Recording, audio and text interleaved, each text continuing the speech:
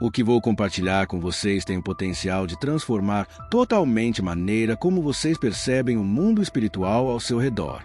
Meu nome é Ezequiel Thompson. Tenho 42 anos e durante a maior parte da minha vida adulta trabalhei como consultor financeiro numa pequena cidade chamada Cedar Springs, no estado de Montana. Prestem atenção, pois durante o encontro com Jesus Cristo, recebi uma revelação que pode salvar suas almas de armadilhas espirituais que vocês nem imaginam existir. Todos os dias, milhões de cristãos circulam por lugares onde forças demoníacas se reúnem em números assustadores, esperando o momento ideal para atacar os filhos de Deus.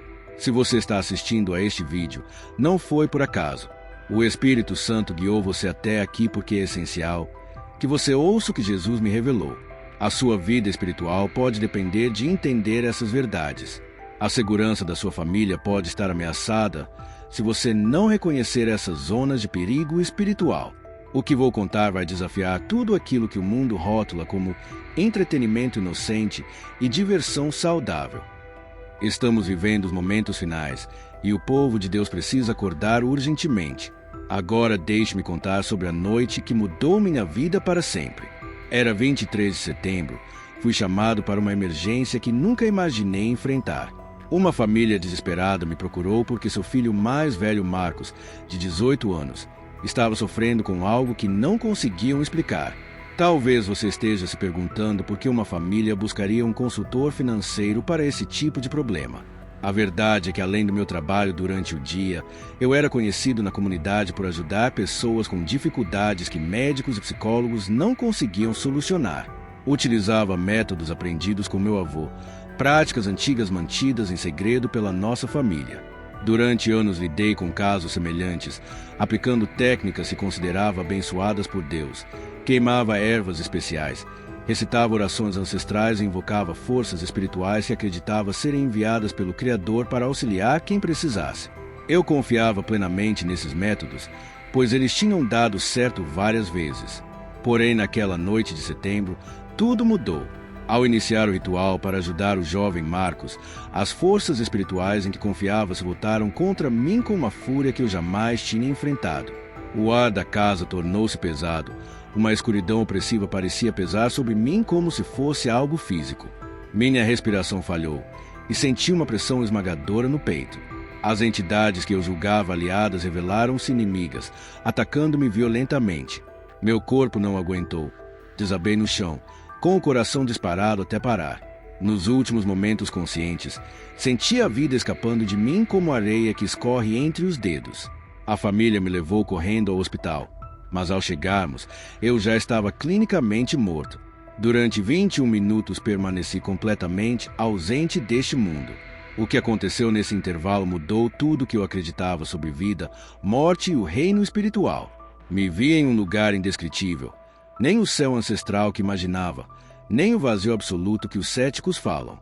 Estava diante de uma luz pura, mais brilhante que o sol do meio-dia em Montana, porém suave, permitindo que eu a contemplasse sem dor.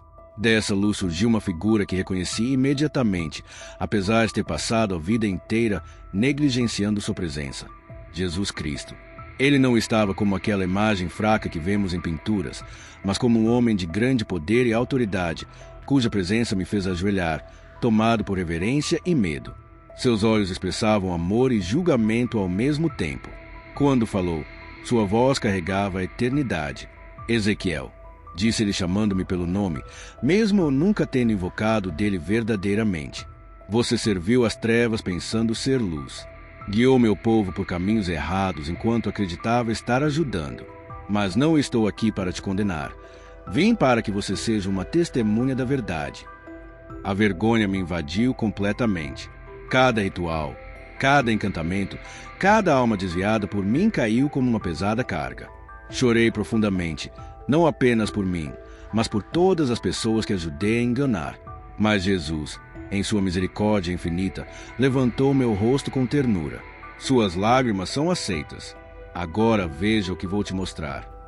De repente a cena ao redor mudou e me vi olhando a terra de cima, mas não a terra física como conhecemos, e sim a dimensão espiritual que existe paralelamente, revelando uma realidade oculta à maioria das pessoas.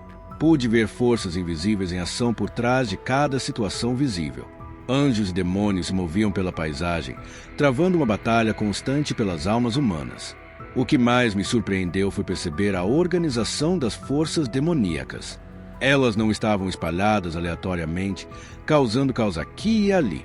Pelo contrário, haviam estabelecido territórios específicos, concentrando seu poder em certos lugares onde podiam causar o máximo dano ao povo de Deus.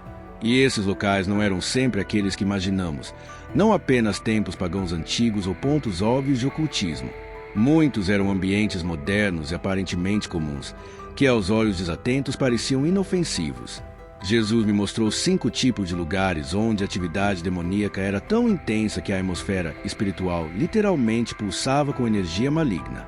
Esses locais atraem anjos caídos porque promovem exatamente aquilo que se opõe à natureza de Deus. O primeiro tipo de lugar me causou um reconhecimento imediato, mas não pelo motivo esperado. Eu vi edifícios pulsando com uma luz vermelha doente, boates e bares, que o mundo chama de entretenimento, mas que na verdade funcionam como centro de recrutamento do reino das trevas. Observe bem, Jesus me instruiu. Conforme minha visão espiritual se aguçava, eu assistia horrorizado aos demônios circulando abertamente nesses lugares, como se fossem os donos do local. Eles não se escondiam, sabiam que o ambiente ali foi criado para facilitar seu trabalho. A música alta não era simples diversão, mas projetada para sobrecarregar os sentidos espirituais, abafar a voz suave do Espírito Santo, que tenta alertar os crentes. A iluminação era feita para confundir, desorientar e dificultar decisões sábias. O álcool funcionava como um portal químico que enfraquecia as defesas espirituais, deixando as pessoas vulneráveis a influências malignas. Vi cristãos entrando nesses lugares com intenções boas, para comemorar, socializar ou manter relacionamentos, mas em minutos, sua sensibilidade espiritual diminuía. A presença de Deus que antes sentiam com força começava a parecer distante. Tentações que resistiam há meses se tornavam atraentes e justificadas. Os demônios não precisavam agir abertamente. O ambiente já fazia a maior parte do trabalho, sussurrando sugestões que combinavam com a atmosfera. Assim, um cristão poderia se ver tentado a algo que antes rejeitava. Um alcoólatra em recuperação poderia se convencer a beber só uma vez e um fiel poderia questionar seus próprios valores. Jesus me revelou as consequências espirituais desses encontros. Mesmo quem saía desses lugares sem cometer pecados aparentes carregava uma sujeira espiritual, uma abertura que os demônios poderiam explorar por semanas ou meses. A oração ficava difícil. A leitura da Bíblia parecia seca, a adoração forçada. O pior era ver os crentes se culpando por essas dificuldades, sem perceberem que foram contaminados espiritualmente por esses ambientes. Eles tentavam compensar com mais oração, jejum e culto, mas não entendiam a verdadeira causa. Mas bares e boates eram só o começo. Jesus me mostrou outro tipo de local, aparentemente inofensivo, até saudável segundo o mundo, mas com uma atividade demoníaca igualmente intensa. Cassinos, casas de apostas e locais de jogos. Do meu ponto de vista espiritual, pude entender por que esses lugares atraem tantas presenças malignas. O jogo desafia tudo que Deus representa. Ele provê com fidelidade, enquanto o jogo incentiva o abandono imprudente. Promove ganância, enquanto Deus ensina contentamento. É uma adoração ao acaso, onde Deus trabalha com o tempo divino. Jesus me pediu para observar como eles funcionam. A ausência de janelas não é uma escolha arquitetônica aleatória, mas uma estratégia espiritual para desconectar as pessoas dos ciclos naturais do dia e da noite, fazendo com que percam o senso de limite. A iluminação constante e artificial mantém os frequentadores num estado de desorientação espiritual. Os sons, bips eletrônicos, zumbidos, músicas comemorativas, são calibrados para gerar respostas neurológicas que desviam do raciocínio lógico. No plano espiritual, eu conseguia perceber que esses sons estavam fazendo algo muito mais sombrio. Eles geravam padrões de frequência que atraíam entidades demoníacas, como mariposas atraídas pela luz. À medida que os sons se tornavam mais intensos e caóticos, mais demônios se aglomeravam para se alimentar da energia espiritual liberada. O que mais me perturbava era observar como os espíritos da ganância e do mamon se moviam por esses ambientes, atuando como predadores invisíveis, caçando suas presas. Eles pairavam sobre pessoas que ganhavam pequenas quantias, sussurrando mentiras sobre grandes vitórias que estariam logo à frente. Também cercavam os que perdiam, oferecendo falsas esperanças, insistindo que a sorte poderia mudar se apenas arriscassem um pouco mais. Eram mestres na arte da enganação, fazendo com que acreditassem que podiam vencer sistemas criados para garantir o fracasso. Vi um homem de meia-idade que entrou com o dinheiro reservado para as compras do supermercado de sua família. Em poucas horas, os espíritos o convenceram de que duplicar aquela quantia resolveria seus problemas financeiros. Quando ele saiu, havia perdido o dinheiro das compras e ainda sacado adiantamentos em cartões de crédito que não poderia pagar. Os demônios seguiram até sua casa, continuando a sussurrar sugestões de soluções fáceis e dinheiro rápido, garantindo seu retorno em breve. Mas não eram apenas os viciados óbvios que estavam na mira. Vi até cristãos que se consideravam espiritualmente maduros, pessoas que jamais imaginariam frequentar lugares associados ao pecado.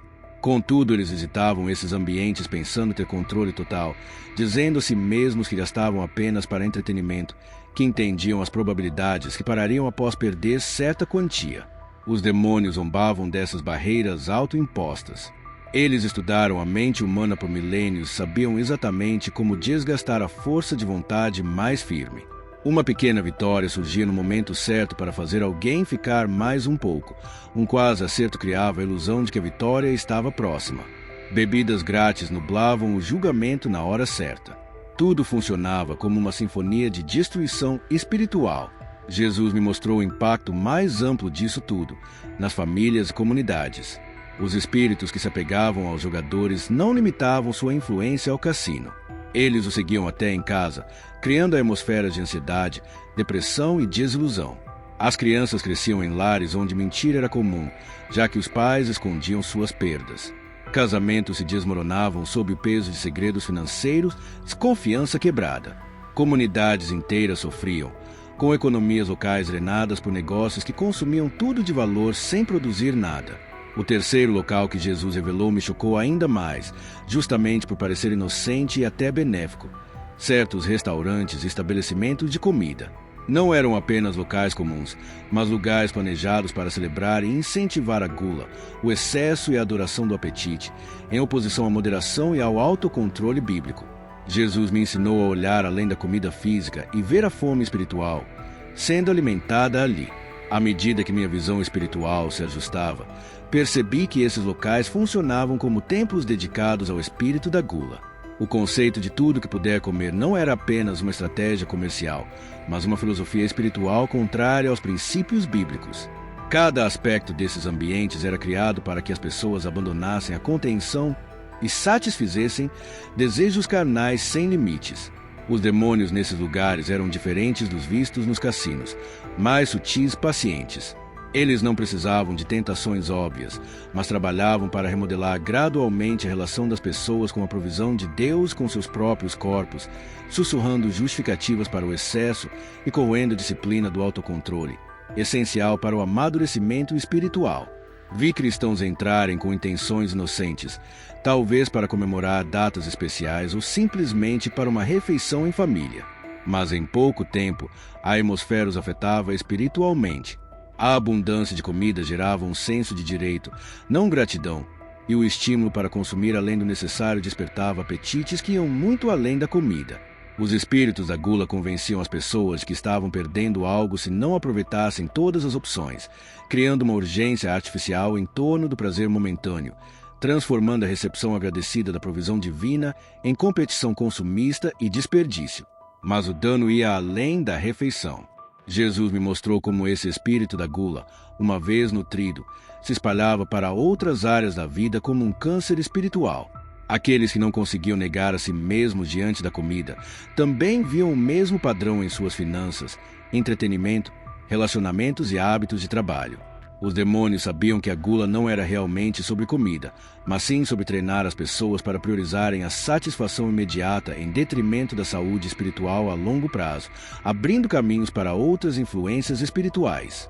Observei famílias onde os pais ensinavam sem perceber que amor se expressava através da indulgência ilimitada e não por limites sábios. As crianças aprendiam que o vazio deveria ser preenchido com consumo físico, não comunhão com Deus. Cresciam acreditando que o autocontrole era ultrapassado e que negar-se a algo era uma forma de autodepreciação, e não disciplina espiritual. O quarto local que Jesus revelou talvez fosse o mais enganoso, porque parecia promover cura e crescimento espiritual. Eram estúdios de yoga, centros de meditação e locais de bem-estar que divulgavam práticas espirituais orientais disfarçadas de exercícios físicos e terapia mental.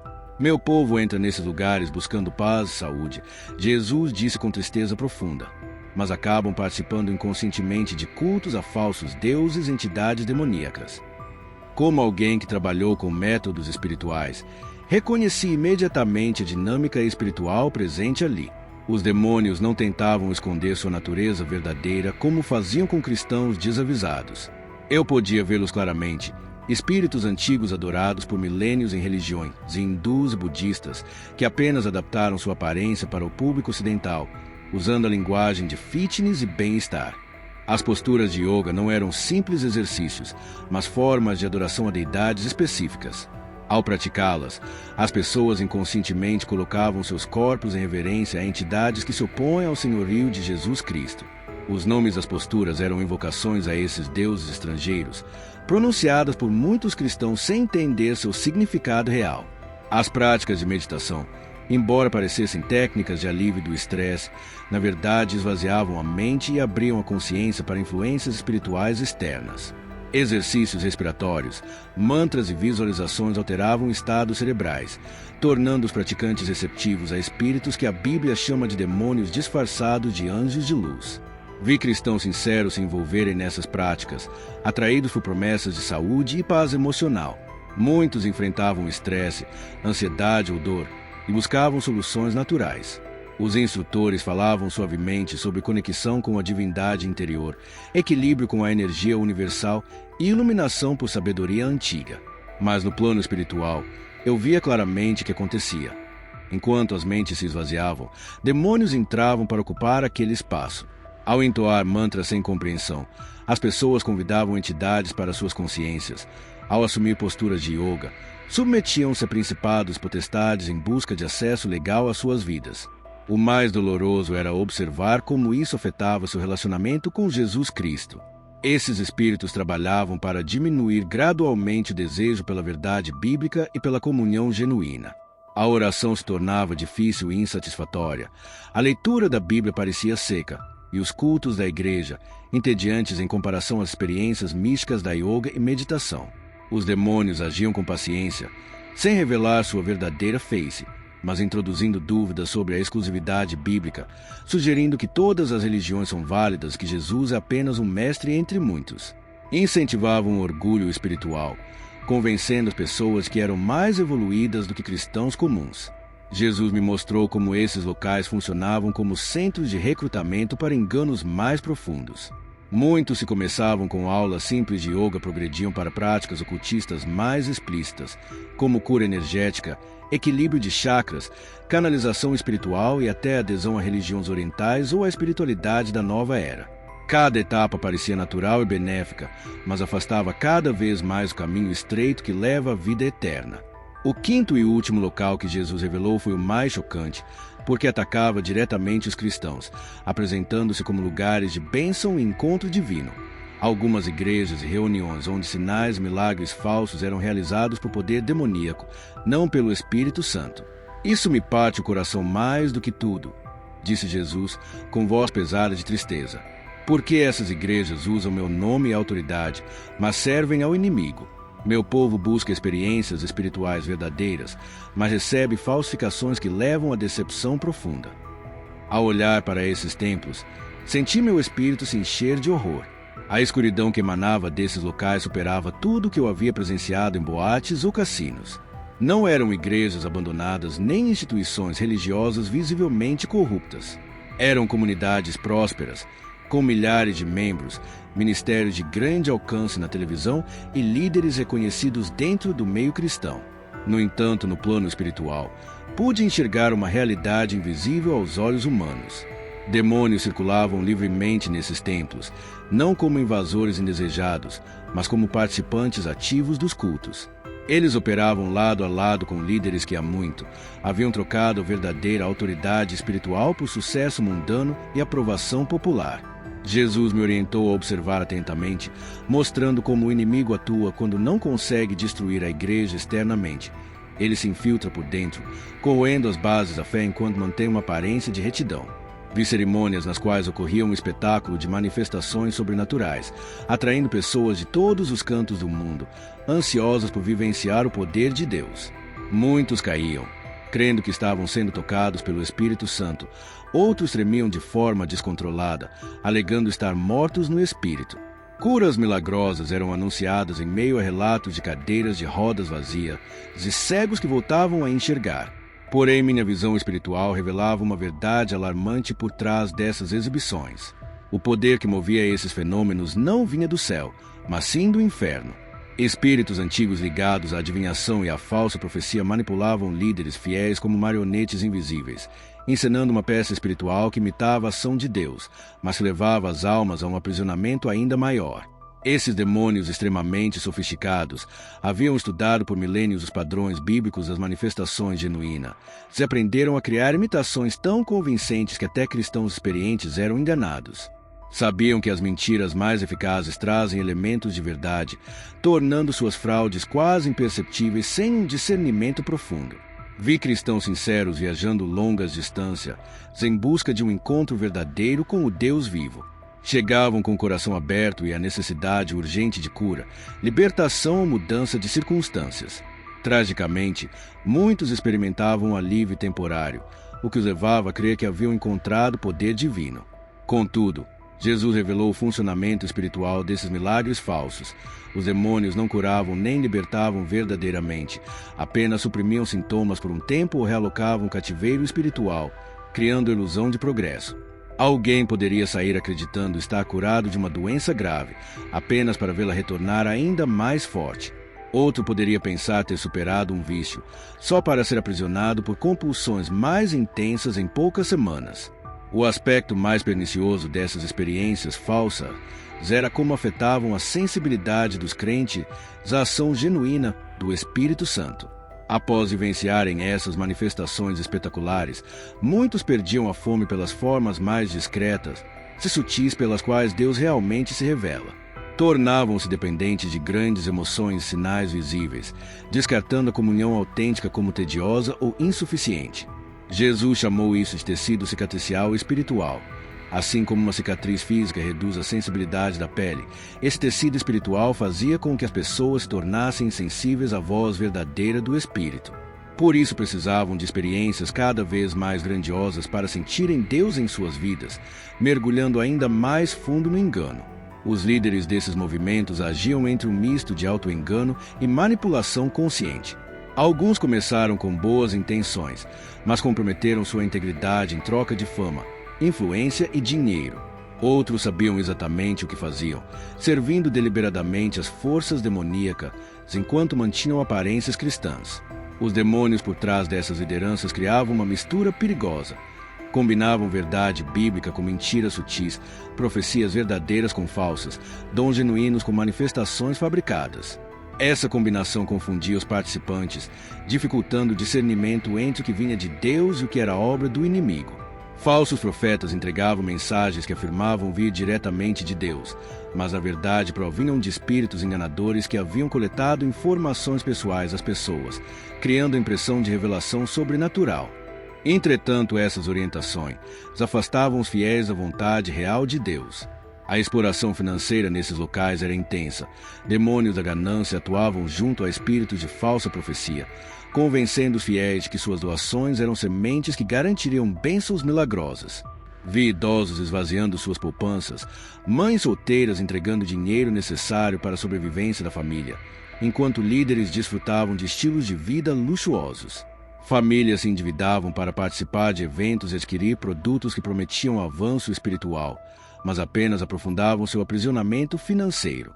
Esses demônios usavam o amor sincero das pessoas por Deus e sua necessidade urgente de ajuda como armas de destruição espiritual.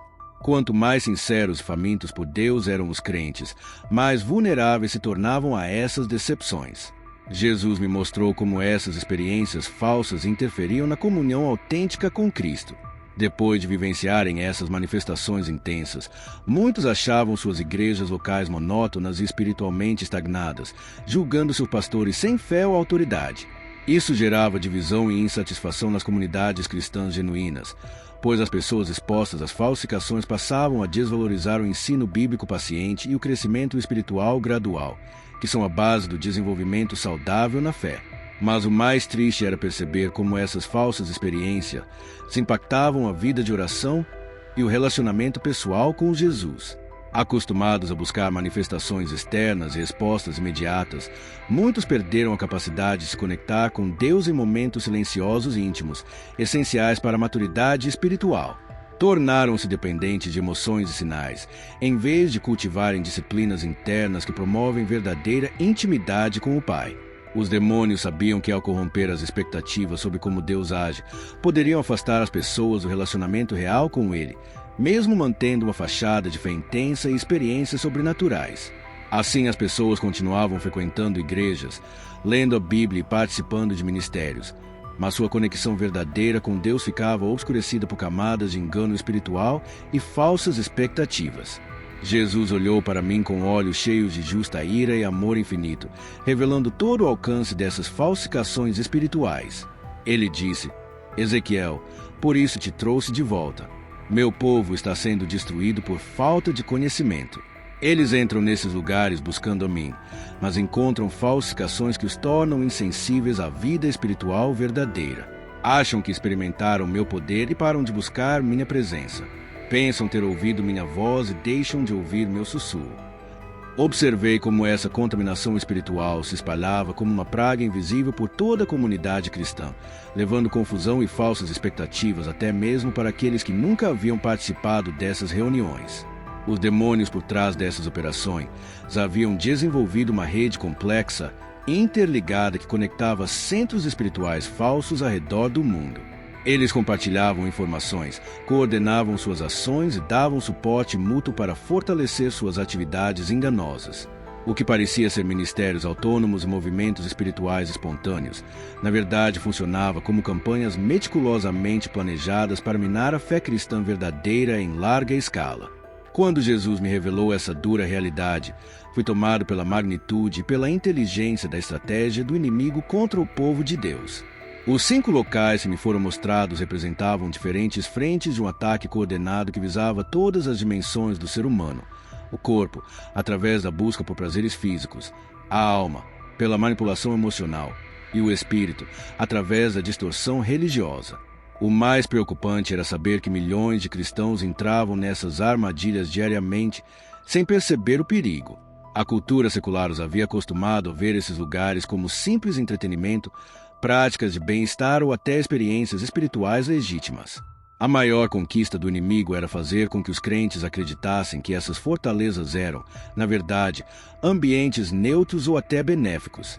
Então a voz do Senhor rompeu meu pensamento com palavras que ficaram gravadas em minha memória. Ezequiel, o tempo é mais curto do que as pessoas imaginam. A linha entre quem anda em discernimento e quem vive na ilusão está cada vez mais clara. Volte e avise-os antes que seja tarde. Muitos não vão ouvir, mas alguns prestarão atenção e serão salvos das armadilhas preparadas para suas almas. À medida que a visão se esvaía, senti uma força poderosa me puxando de volta ao meu corpo físico. A luz da presença de Cristo foi diminuindo, mas suas palavras ecoaram em meu espírito como um trovão. Conte o que viu. Alerta sobre os lugares onde a escuridão concentra seu poder. Meu povo precisa despertar antes que o tempo acabe. O retorno ao mundo físico foi doloroso e abrupto. Num instante eu estava envolto na glória da luz celestial, recebendo revelações profundas. E no instante seguinte me encontrava em um quarto de hospital, ofegante, com médicos trabalhando freneticamente ao meu redor. A disparidade era tamanha que por um momento cheguei a questionar se o mundo terreno não seria apenas um sonho, e a experiência celestial a verdadeira realidade. Contudo, a revelação que recebi permaneceu clara e inabalável em minha mente. Cada detalhe das fortalezas demoníacas que Jesus me mostrou estava gravado com precisão sobrenatural em minha consciência. Os dias seguintes foram marcados por uma guerra espiritual intensa. Os mesmos espíritos malignos que me atacaram naquela experiência pareciam furiosos por eu ter sobrevivido e voltado com um conhecimento que poderia ajudar outros cristãos a escapar dessas armadilhas. Sofri ataques ao meu sono, à minha paz mental e até à saúde física, enquanto as trevas tentavam calar meu testemunho. Mas Jesus não me trouxe de volta vazio de poder.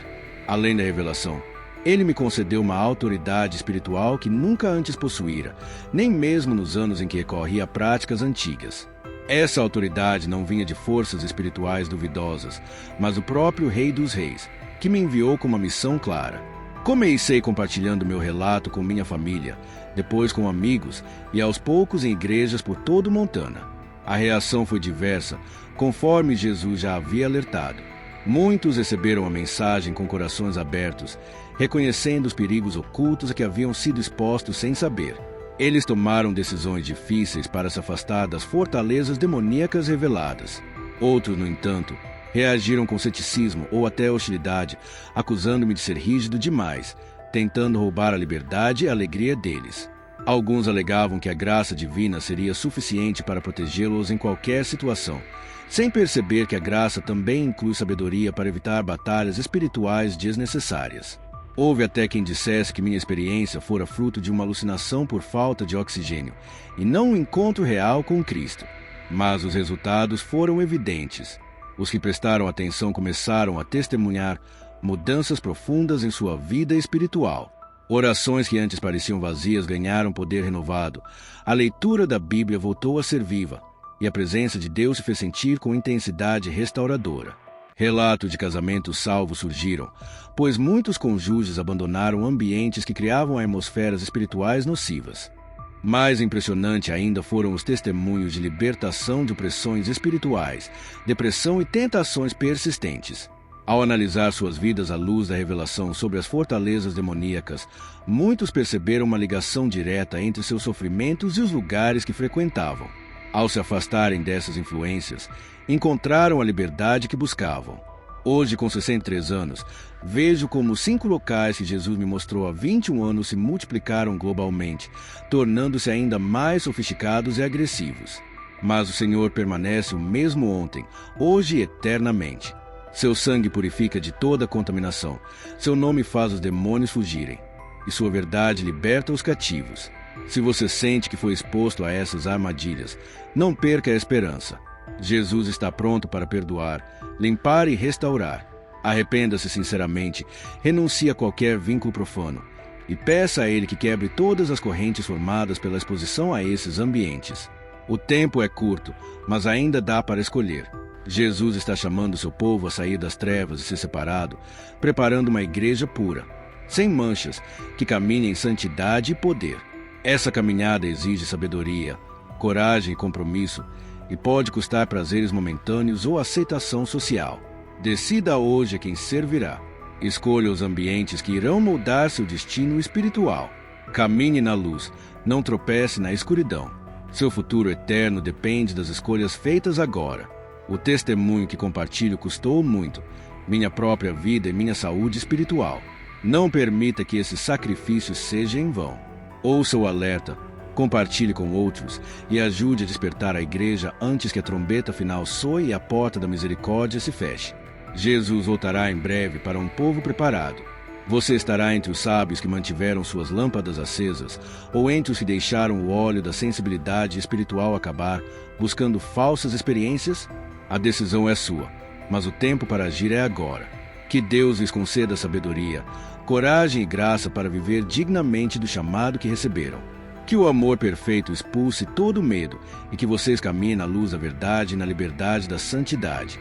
Em nome poderoso de Jesus Cristo, que venceu a morte e o inferno para libertá-los, eu libero este testemunho para que cumpra sua vontade perfeita em suas vidas. Muito obrigado por assistir até aqui. Não se esqueça de se inscrever no canal e ativar as notificações para não perder nenhum testemunho. Nos vemos no próximo vídeo.